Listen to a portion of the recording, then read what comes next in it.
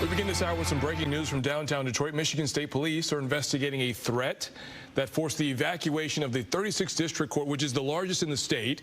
MSP explosive canine units are also on the scene, searching the building as a precaution. Everyone is being asked to avoid this area because of traffic congestion. And stay with Fox 2 for updates. A lot of news today. We're going to get to it in just a moment. But first, good morning. Thank you for joining us on this Thursday. I'm Brandon Hudson. And I'm Ryan Armani. We'll get right to another story we are following. Breaking news out of Maine this morning. So people are told to shelter in place because the massive manhunt is underway right now after that deadly mass shooting. You just heard the update a few moments ago. Several people went out to eat last night. They went bowling, and they never returned home. And this is the person of interest at the center of this investigation. Now, the rampage happened in Lewiston, which is about 35 miles outside of Portland. There are reports of at least 18 people dead, 13 more hurt. The gunman opened fire in 2 locations, a crowded restaurant and then a bowling alley. And overnight, police had identified Robert R. Card, who you are seeing on your screen, as the person of interest.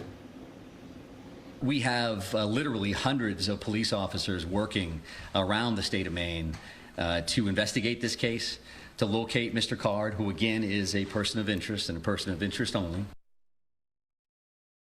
Now, here's what we know about this person of interest in this case. Police say that Robert Card is a 40-year-old firearms instructor believed to be in the Army Reserve. Again, a shelter in place is in order for Lewiston and the surrounding area. Stay with Fox 2 for updates. The other big story we are following locally here this morning, after more than 40 days, a breakthrough in the UAW strike. So the union reached a tentative agreement with Ford. It's a sigh of relief for Ford workers in Metro Detroit and all over the nation. The move means that thousands of union members have left the picket lines to return to the assembly lines. The proposed deal will raise the top wage to more than $40 an hour and starting wages to more than $28 an hour. The tentative deal also reinstates cost of living adjustments, a 3-year path to top wages, the right to strike over plant closures, and other significantly enhanced benefits.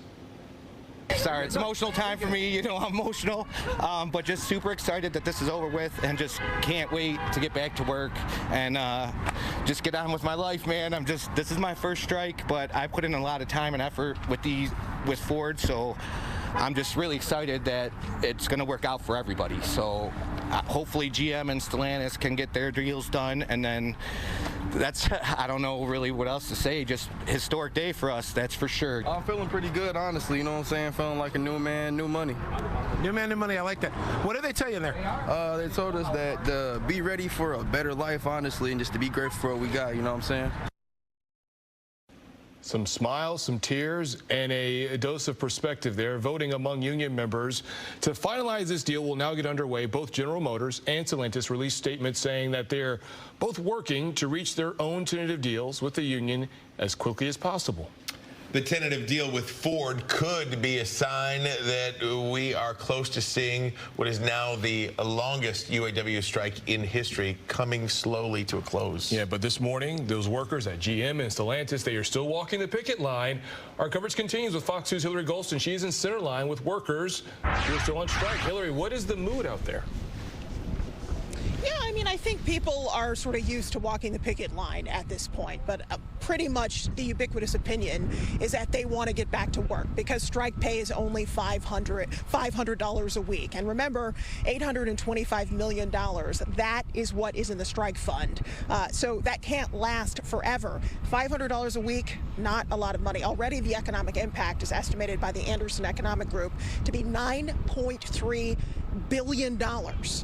So this affects everybody, not just the workers who are on strike, not just the people who are hopefully looking for some kind of outcome, but really everyone, and certainly our entire economy. I want to bring in Angelina, who is incredibly eloquent about laying out what's important for people who are not just working at Stellantis and General Motors as they await a closure to this, but really everyone. So let me ask you, Angelina, what's most critical for you right now? For me, job security. I need Stellantis to promise us product here for the United States. That is job security. Yes, raises are great, benefits are great, but without jobs, What good is all that? And I think right now that's a big hang-up for Stellantis. They want to ship our product down to Mexico. If you do that, then what do we have? Yeah. Let me ask you about the battery manufacturing. I mean, that has been something that I know was top of mind for the UAW, certainly, and certainly for you. You called it last time a lifeline for the company, but that's where we're going. There are very ambitious goals from the White House by 2030 to have half of all new car sales be electric.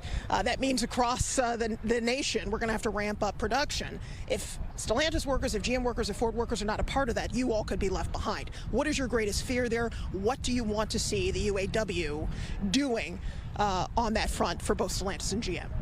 Well, yeah, our membership will significantly drop if we don't get those batteries. And we really need to make sure that the UAW really secures that for us, for all three of us. And I didn't see that in the highlights for Ford's, but I'm hoping that once they come out with the whole thing, that is part of the agreement, that Ford will get the EVs or get the batteries. And I'm really hoping that Stellantis also agrees to give us those batteries. We need those. I mean, and the economy needs it.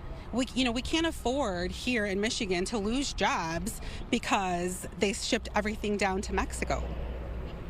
We need the money here too. I understand. And of course, again, incredibly eloquent way of describing what you're dealing with now, and also what's your most important priority.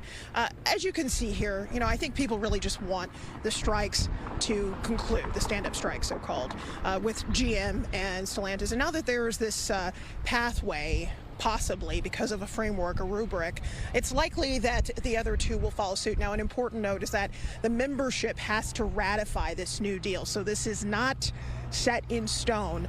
It has another process through leadership. We expect some national leaders to be coming in on Sunday, and then after that it'll be turned over to the membership.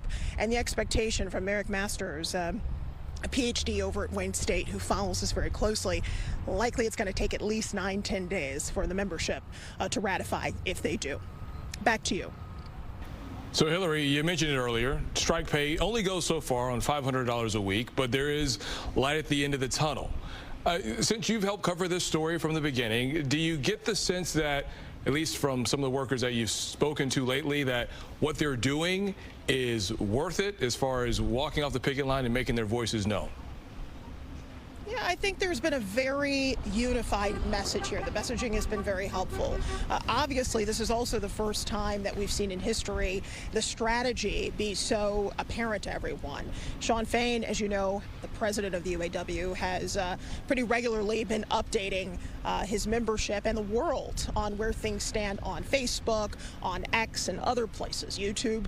So there's really not much hidden from the membership and from any interested observer. So because of that, I think feelings have remained relatively good, but at some point, obviously, you have workers who are concerned because $500 a week can only go so far, and it certainly does not stand up to the pay that they were making.